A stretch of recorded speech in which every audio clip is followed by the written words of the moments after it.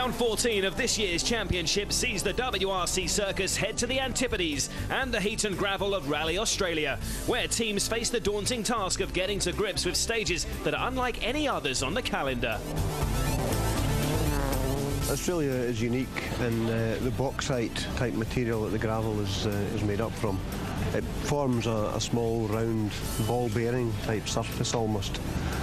That on a hard clay base makes it very difficult to drive on. It's like driving on ball bearings.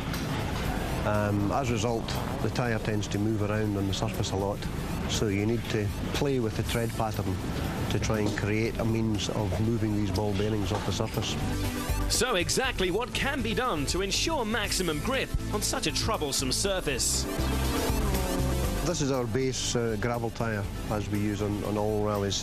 What we can do with that is we can cut the tread pattern to make it more open, to help the ball bearings literally move out of the way. We can cut it there, we can cut it here.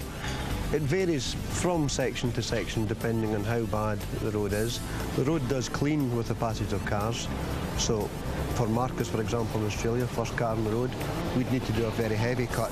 For the first pass, we'd probably find us cutting every block.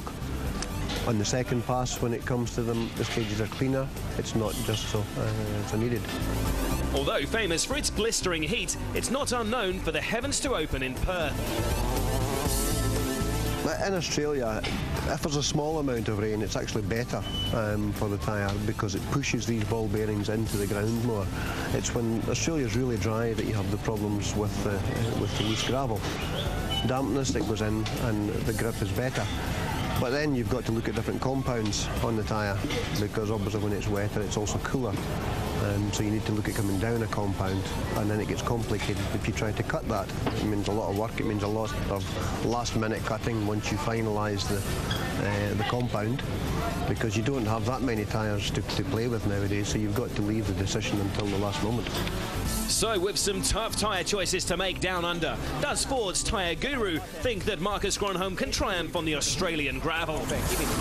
I'm sure he can, but there is a disadvantage running first on the road on Australia. Leg one's always difficult for whoever's leading the championship at the time or whoever's first on the road because of the nature of the surface.